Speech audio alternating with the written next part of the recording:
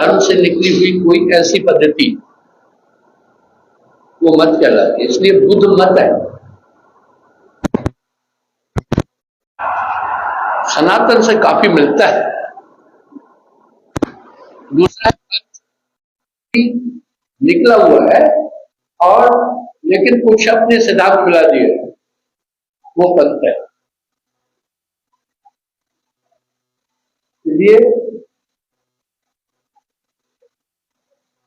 जैन मत not religion, Buddha मत है नॉट रिलीजन।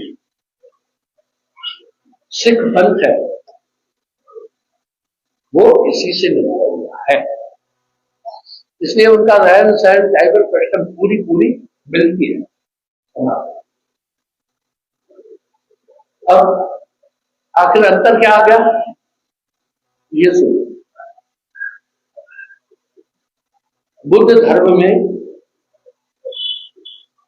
परमात्मा परमात्मा शब्द कहीं नहीं। जितने भी दुनिया में प्रचलित धर्म है वो सब 4 वेदों से निकले हैं। ठीक वैसे ही जैसे दुनिया में जितनी भी नदियां हैं सब समुद्र से निकली है।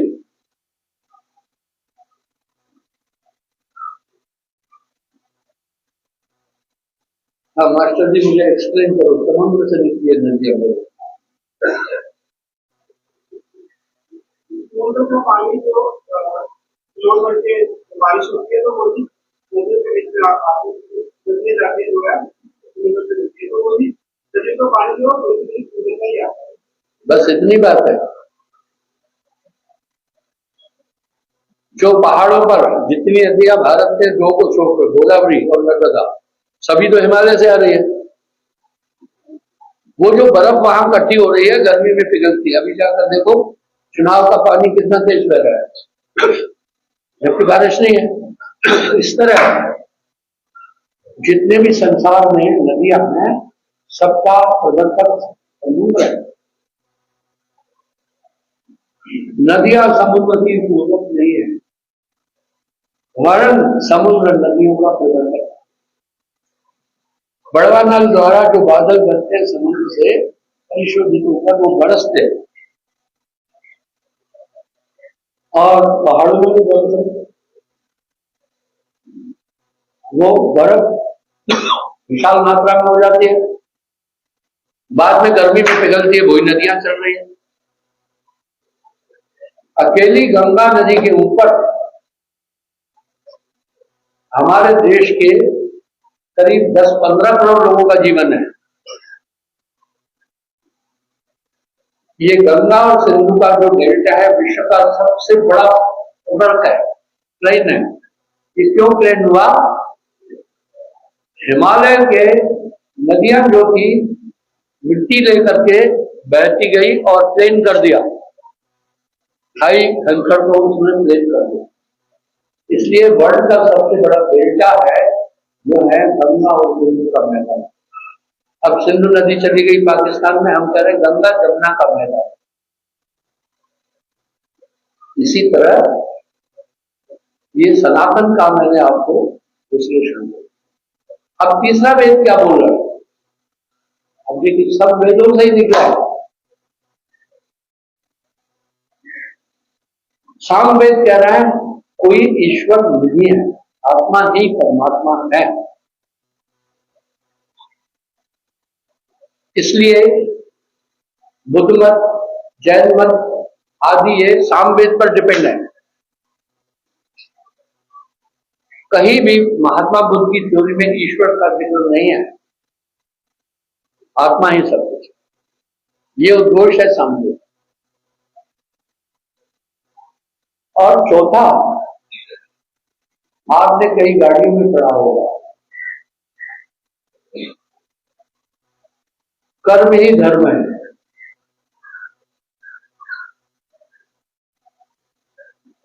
ये कर्म ही धर्म है, यानी और रिलीजन नहीं, कर्म ही विषय है। यह है अथर्ववेद, वो कर्म को प्रदान करेगा। ये पूरी पद्धति विश्व में फैली हुई है। उसके बाद संकल्प की धारणा आई।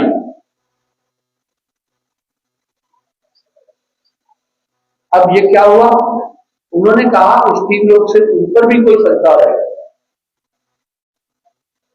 खलबली मच गई। न्यूटन ने तो सिर्फ इतना कहा था,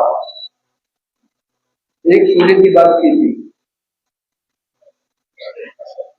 हालांकि न्यूटन की थ्योरी को कोई चैलेंज नहीं कर 66 डिग्री के एंगल पर उसकी ड्यूटी है, इसलिए उत्तरी ध्रुव दक्षिणी ध्रुव में 6 महीने से 6 महीने बाद उसको कोई, हालांकि एक बार भी गया नहीं था। न्यूटन के जमाने में अंतरिक्षयान नहीं थे। पहला अंतरिक्षयान तो रसिया ने छोड़ा है, अमेरिका ने तो बाद में छोड़ा है। इस तरह जितने भी दुनिया में मत मतांतर है सबका उद्गम ही वेदों से। तब संकल्प की धारा ने कहा उन 3 लोग से परे भी कोई हो, ये ठीक वैसा ही है। अभी वैज्ञानिक कह रहे हैं आकाश गंगा में ऐसे कई सूर्य हैं। देख लिया, न्यूटन ने तो बोला नहीं था। इस तरह संतों ने आकर कहा इस पूरे ब्रह्मांड से ऊपर भी एक देश है, और यहीं से सबका प्रारंभ हुआ। उन्होंने ईश्वर को नकारा नहीं है, पर 14 लोग के अंदर जितनी भी सृष्टि है उसको नाशवान बोल दिया और पुनर्जन्म विद्यते बोल दिया। लेकिन संतों ने कहा कह के गए बहुना आवे, अब तू बेकर वहां प्रलय नहीं है, कहा नहीं प्रलय की छाया, नाश नहीं है, यह आत्मा वहां से इसका ओरिजिन। जब ये पद्धति स्टार्ट हुई तो पूरा भक्ति क्षेत्र, भक्ति संसार तिलमिला गया, धारणा बदल गई। लेकिन मैं शोध करता रहता हूं। एक दिन मैं रांजड़ी में एक प्रश्न किया, चलो आज भी प्रश्न करते हैं। जो कहते हैं धरती अपनी जगह है, सूरज घूम रहा है, कृपा करके वो हाथ यूं नहीं सीधा कर।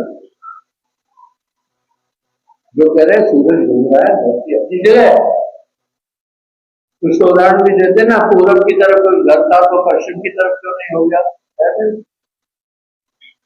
चलो आगे हो गया, नहीं तो तब काफी लोग हाथ खड़ा करते कहते थे सूरज घूम रहा है, दुनिया का दिमाग घूम रहा है। अभी भी ऐसी धारणा वाले लोग हैं। इस तरह संतों ने आकर के जब कहा अब तो बेगम देश हमारा है, क्या बोला, वेद पार नहीं पावर कायम जरूरत से न्यारा है, वो थ्योरी चली, उसको संत काल कर करोड़ों लोग उधर डाइवर्ट हो गए। इसलिए संतों का विरोध हुआ। क्यों विरोध हुआ? जो इस पद्धति से अपनी जीवन यापन कर रहे थे, आप नहीं भूलना, भक्ति और धर्म क्षेत्र से करीब 15 से 20 करोड़ लोग रोटी खाते हैं, और समुद्र के ऊपर दुनिया के करीब 70 करोड़ लोग रोटी खाते हैं। कोई मछलियां पकड़ रहा है, कोई शीप चला रहा है, कोई कश्तियां चला रहा है, कोई कुछ चला रहा है, कोई काम कर रहा है, कहीं ऑयल निकल रहे हैं। यानी करीब दुनिया के 50 से 70 करोड़ लोगों की रोटी का आधार ही समुद्र है। इस तरह भक्ति एक आधार जीवन का है। 15 से 20 करोड़ लोग भक्ति से ही रोटी खाते हैं, तो उनको थोड़ा सा ये बात अटपटी लगी, विरोध शुरू। पर वो आखिर क्या कह रहे थे सर? इसको भारतीय इतिहास में कहते हैं संत काल।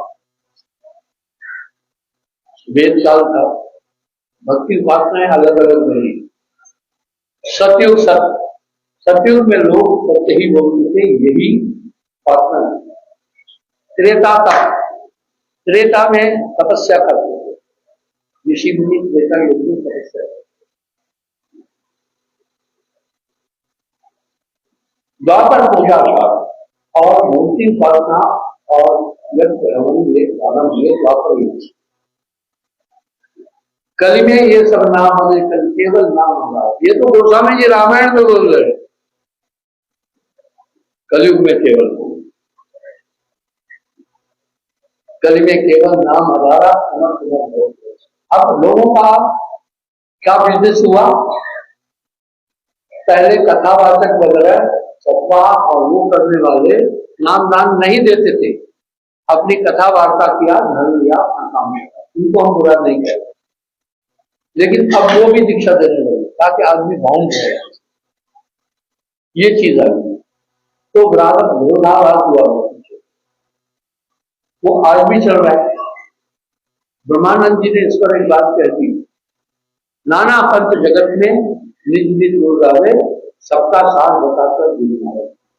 अब वो क्या कह रहे हैं, उन्होंने बड़ी क्रेज दिया गुरु को, और ये रामायण में भी आया, गुरु बिन भगवत की तरह कोई दो